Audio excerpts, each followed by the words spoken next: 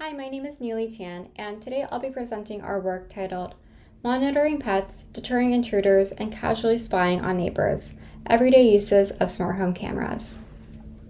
As one novel form of IoT, smart home cameras are increasingly used for emergent applications beyond their basic use of home security, like capturing funny moments or for communicating with children, neighbors, and pets as suggested by marketing materials. In contrast to these depictions, smart cameras also encompass privacy concerns, security vulnerabilities, and potentials for bias and discrimination. These always-on sensing devices collect a variety of data about users and non-primary users, such as bystanders, children, neighbors, nannies, and more.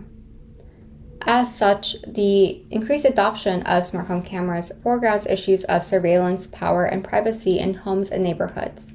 Yet, questions remain about how people are currently using these devices to monitor and surveil, what the benefits and limitations are for users, and what privacy and security tensions arise between primary users and other stakeholders. Against this backdrop of concerns, I present an overview of an interview study examining the overarching research question: how and why are smart home camera users actually using these devices? And as part of the scope, we also ask, what, if any, concerns do smart home camera users have with regards to privacy, security, trust, and control? How are people surveillantly using smart home cameras in relationship to others? And how might we approach the design of smart home cameras and similar technologies to better address the needs of both the primary users who own and operate these devices and other people who are surveilled and otherwise affected by them? Our study methods consisted of 90-minute semi-structured interviews via Zoom and in person, with 14 participants who represented a range of experiences with smart home cameras, from living in rural to urban locations, or owning as few as one camera or as many as 25. Our investigation also included 2 non-primary users. These semi-structured interviews consisted of an initial device tour, and we then discussed participants' current practices, mental models, household dynamics, and other factors they consider when interacting with smart cameras. From here, we conducted a thematic analysis to iteratively identify themes from our data, including categories of use, surveillance, trust, and concern for others. Here, I'll discuss the 3 clusters of findings we discovered from our study surrounding current uses, types of everyday surveillance, and axes of asymmetry. So first, we describe how and why participants use smart home cameras. We observed that overall, smart home cameras are increasingly being used as extended sensory perception devices. So more than security cameras, they were serving the purpose of communication and cross-platform devices. One example here is P8's anticipatory monitoring of her kids on the left and doorway on the right, where she demonstrated how she uses a Facebook portal display screen next to her home office work computer to monitor her child playing outside. In addition to extending one's perceptual reach, smart home cameras also extended temporal relations by stretching or reconfiguring time or temporal boundaries through allowing users to retrospectively review events as knowledge or evidence through video and audio recordings, alongside metadata such as timestamps and filtered events. So here, participants' examples range from playful or curiosity-driven interactions to more serious incidents, like listening in on neighbors' conversations, or what some participants in our study refer to as people watching through the smart camera, to settling interpersonal disputes between family members. So these themes lead us to our next finding as we contextualize these smart home camera uses as different types of everyday surveillance purposes. As shown in this table, this surveillance taxonomy encompasses more casual forms of surveillance for fun to need-based applications of surveillance to manage children or home workers. And as we identify these 6 types of surveillance, they can also overlap, intersect, and cross boundaries between each other. For the sake of time, I'll elaborate about 2 types of surveillance. Care-based surveillance is when participants use smart cameras in ways to care for loved ones, and diagnostic and evidentiary surveillance is when participants use cameras to diagnose the cause or effect of an event or as evidence. So here we see a quote from P4 who demonstrates both care-based and diagnostic forms of surveillance, where she describes how the smart home camera extends her ability to care for her daughter and husband and helps her to make sense of when and how they experience falls due to their medical conditions. Finally, we report on different axes of asymmetry with significant implications for privacy, security, trust, and power.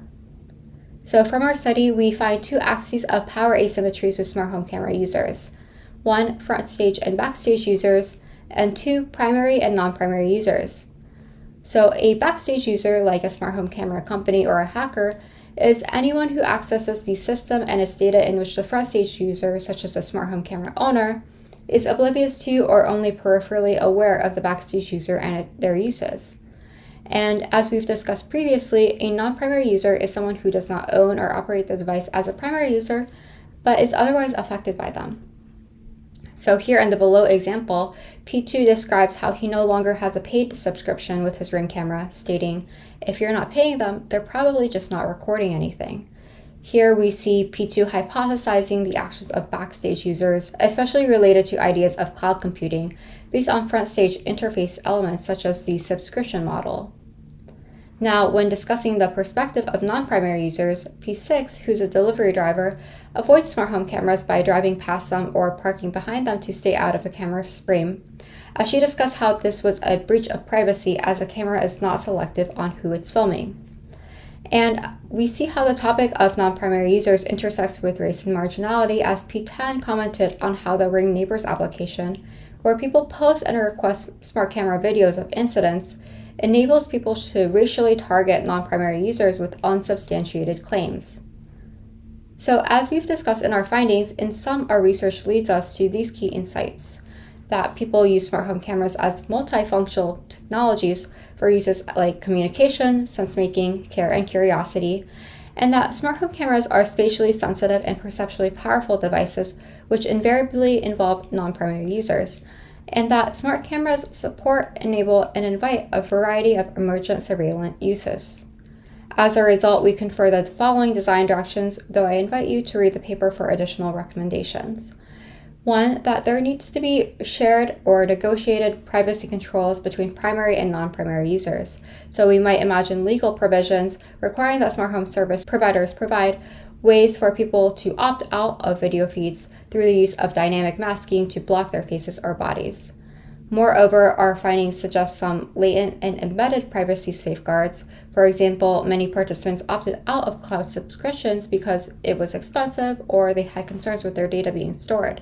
However, opting out of cloud subscriptions in turn inhibits users from acquiring detailed searchable databases about non-primary users. And looking beyond to policy implications, our research suggests that policy must consider privacy and data collection in contextual ways, in which law and policy needs to recognize new mechanisms for legally collecting or using data beyond current individually focused privacy notice and consent models. In all, through our qualitative interviews, we investigate smart home camera users' motivations, practices, privacy concerns, and social negotiations. Our findings highlight the smart home camera as a perceptually powerful and spatially sensitive device that enables a variety of surveillant uses outside of basic home security.